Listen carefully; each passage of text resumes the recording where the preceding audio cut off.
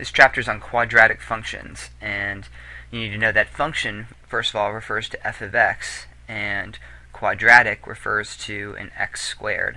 So the basic quadratic function would be f of x equals x squared. That's what we call a base graph in higher math. But ultimately, remember that a function is an equation set equal to y. And your graphing calculator, when you plug stuff in, will always be in function form, unless you change it. There are other modes, but that's aside from that.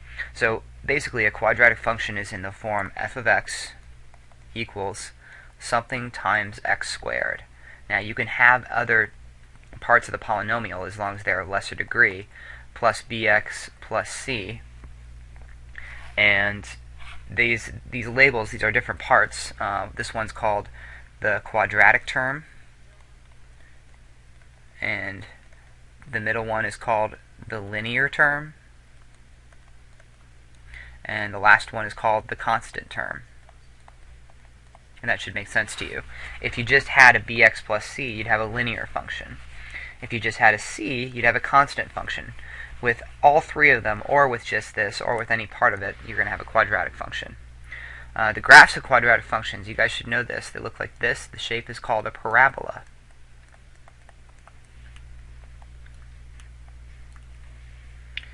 And finally, we have this statement here. The zeros of the function are the values that make the function equal to 0.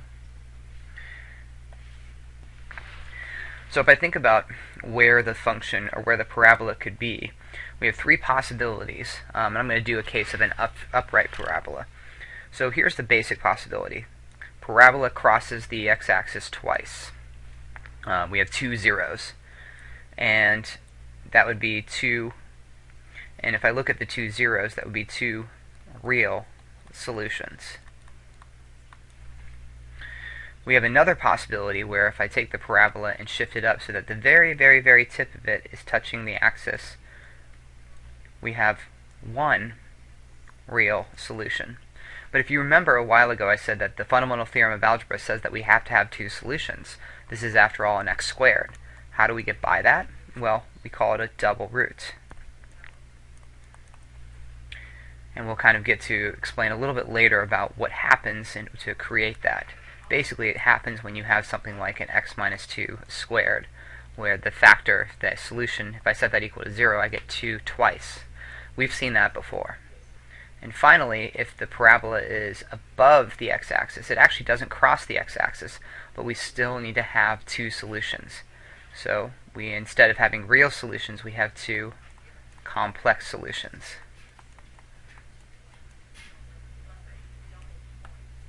Now, these complex solutions are not necessarily points on the graph.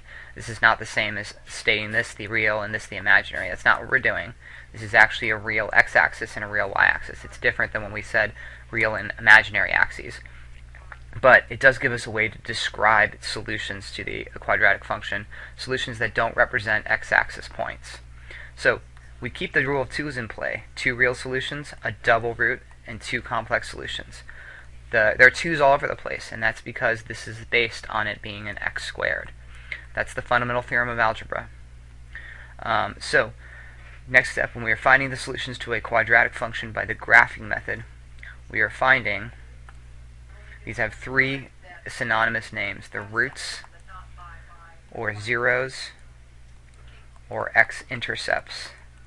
All of those are the same thing. Those are the most important graphs, or points on a quadratic function, even more important than the min or max.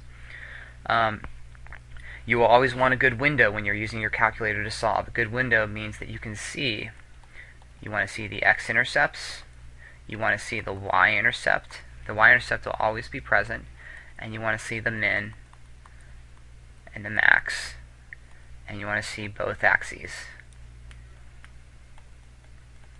So this is going to take some creative stretching on one side or on the other. Okay, pull out your graphing calculator. It should be charged. And we're going to go and open and create a new document. So it says each graph should be on a new page saved as C7 worksheet. So I'm going to go to New Document.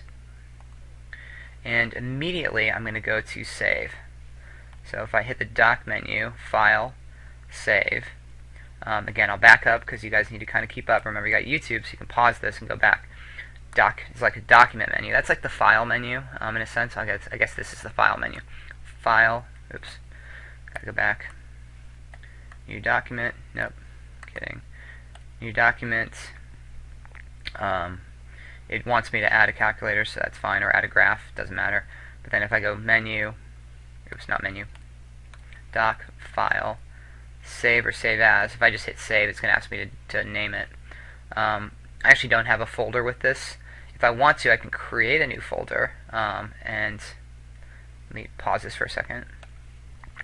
There we go. I had to change my default location to be Dropbox, which is just a program thing.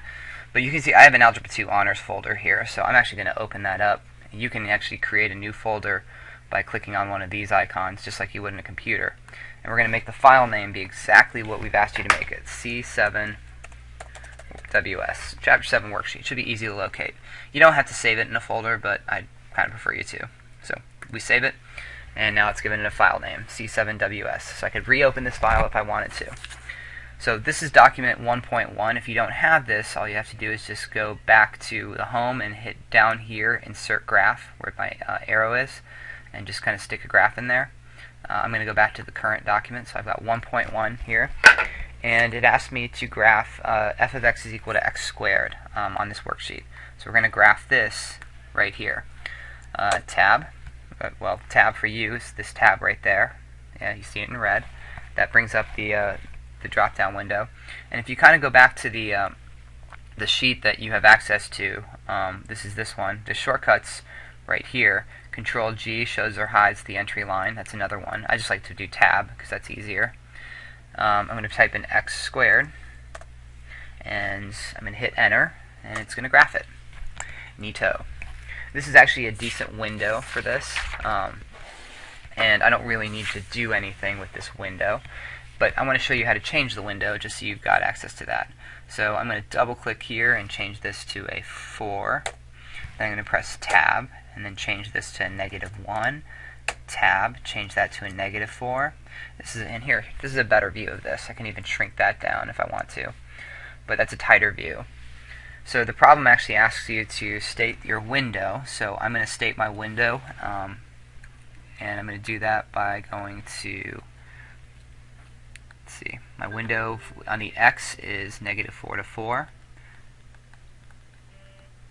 and on the y it's from -1 to 4. And then find the zeros. Well, I should logically know that my 0 is 0, so my zeros are 0, but I'm going to put in parentheses double 0 because it's a minimum, and it's the bottom of this, and there need to be 2. So you can see that that's the bottom, and I know if I took x squared and set it equal to 0, I don't need to use a calculator to figure out what those are. You can, and we'll get there. Okay, let's graph number 2.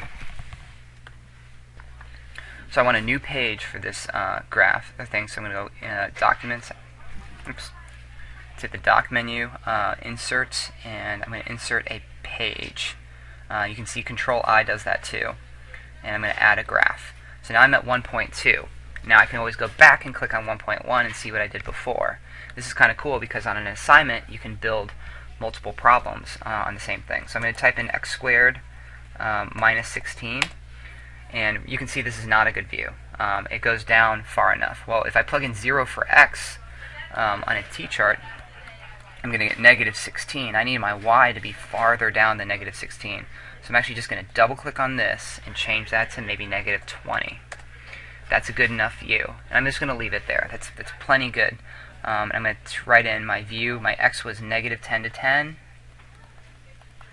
and my y was from -20 to the default 6.67, which is 6 2/3. And then my zeros. Do you want to do them on the graph, or do you know what they should be? You can see that they cross 4, but clearly if I just solved x squared minus 16 is equal to 0, I'd get x is equal to positive -4. So I'm just going to state those as my zeros without using the calculator to figure that out. That's a little quicker. Okay, back to the graph. We're going to start number 3. Again, you're going to insert a page, so Document, Insert, Page, Graph. I've got a new graph now. On the old calculator, you would not be able to insert a new page and just go back to previous work. Just picking on Mr. Keelan there. Okay, negative x squared plus 3x plus 5. Got an inverted parabola. I want to change the top maybe to something like 9. Okay, that works. Let's change this over here to maybe something like negative 3. It's really cool. If you hit tab, you can cycle through them all kind of constantly and just change them one at a time without having to do too much effort. 7 there maybe. I like that view. So we got negative 3 to 7 and negative 6.67 to 9. Let's go back. Oops. Negative 3 to 7 and y is negative 6.67 to 9. Okay, I'm going to pause this and go to class.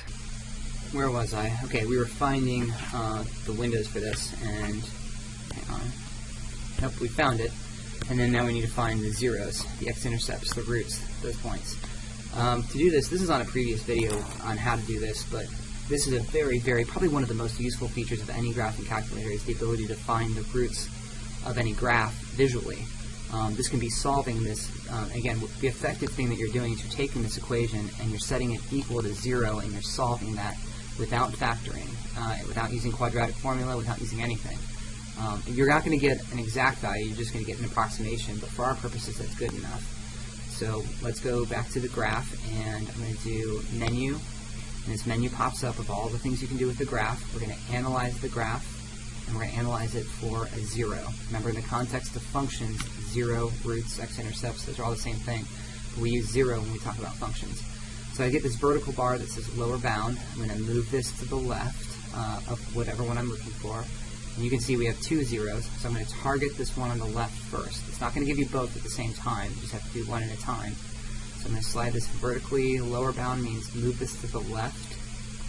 Upper bound means move it to the right, and as it crosses over, you get this neat little 0 here. You can click and drag and move that point to wherever you want. This next feature I have to attribute to my colleague, Mr. Keelan, who has discovered that if you take the cursor and hover it over the point that you're looking for, and then I go and press the plus key on the calculator, it increases the decimal value, or the number of decimal digits that you see, and I can keep it going pretty far. Then if I press minus, it decreases that again. So if your teacher's asked you to round to a different place, or if you need more decimal values, you should have an idea that this should be a decimal value. How do you know that? Well, negative x squared plus 3x plus 5 really can't factor. So let's do the same thing now for the other root. Oops, I just moved this graph. And that's a good point to show. If I actually click and move the entire background, click and hold, you can move this around however you want. But let's go menu, analyze graph, 0, lower bound, upper bound, and I get about 4.19. Putting it to the 100th is good enough for me, so I'm going to put set notation, negative 1.19. and 4.19. Something else you should notice about these two zeros is that they are perfectly equidistant from an axis of symmetry that cuts through the parabola, or cuts vertically through. So for instance, if I went menu, analyze graph, maximum, and I put a point up here, and that's at 1.5, or x equals 1.5.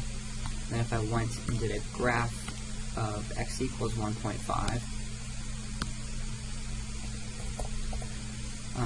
these points, the distance between this point and this line is the same as the distance between this point and this line. It's perfect symmetry.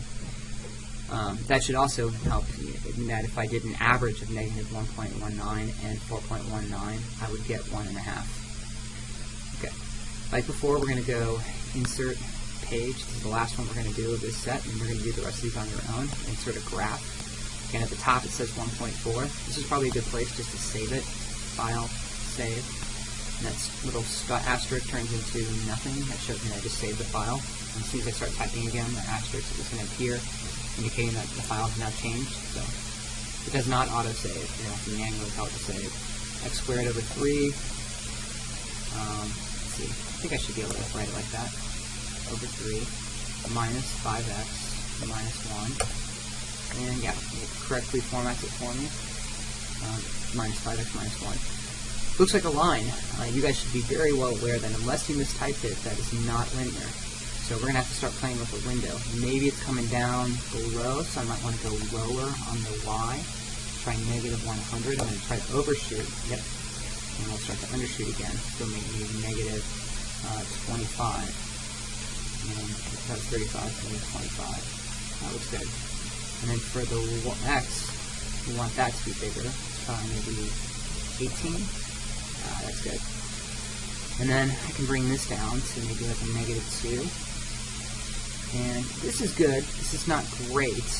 Part of the reason this isn't great is because I'm not zoomed in a lot over here. I really want to see kind of a triangle from x-intercept to y-intercept, so maybe we'll try to zoom in just a little bit tighter to get a little bit more of a view there. Negative 20. I'm going to cut this down to maybe positive. So I'll double click there and cycle up. So positive 2. And make that a 17. So it's not that much better, but at least I get a better picture of that in there. It's just helpful. Okay, this is probably about as good as we're going to get. It gives me a full picture of the U of the parabola as a x-intercept and y-intercept. So let's lock this in. My x window is from negative 2 to 17, and my y is from negative 20 to 2. Later on, you'll learn that the notation I'm using to write the interval is called interval notation, but this is just enough to write it as an ordered pair with brackets. And then now let's look for the x-intercepts. So I want to go menu, analyze graph, 0, and lower bound, upper bound. I'm going to do the same thing on the other side, lower bound, upper bound, and I get negative 0.197 and 15.2. I should probably have them be the same number of decimals shown. This is the same number of significant figures, which we'll learn about later if you did it in middle school. But I want to have them the same decimal place. So I'm going to increase this one to 3. Now you can see they actually do kind of match, and that's good.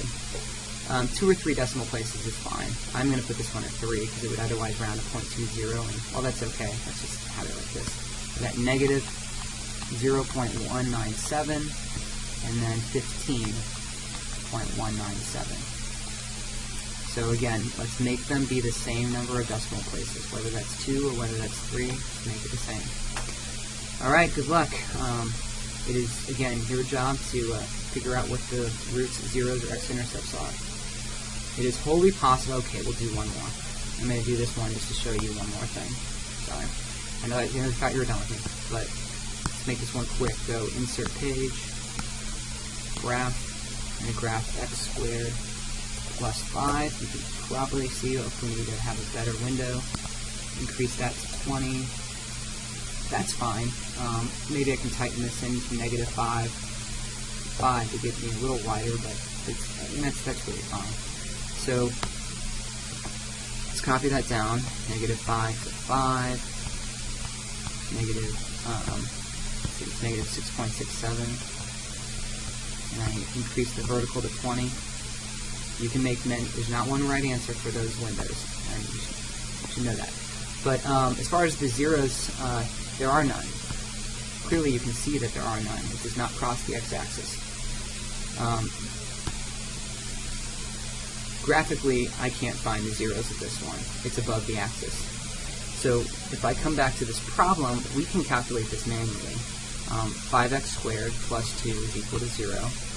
5x squared is equal to negative 2. X squared is equal to negative 2/5. And again, if I take the square root of both sides, on the left side, the square root of x squared is the absolute value of x, equals, immediately pull the I out, square root of 2/5.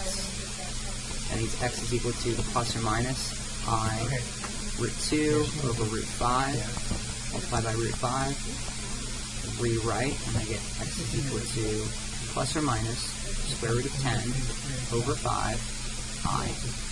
Now, some of these later you won't be able to do that, but this is the proper solution for the zeros of this particular function. You cannot see them on a graph. Okay, keep going. If you cannot calculate it simply, just leave it. We'll be doing quadratic formula later. If you want to use the quadratic formula, you're welcome to go ahead and try to calculate these. Otherwise, calculate them using the graph. Good luck.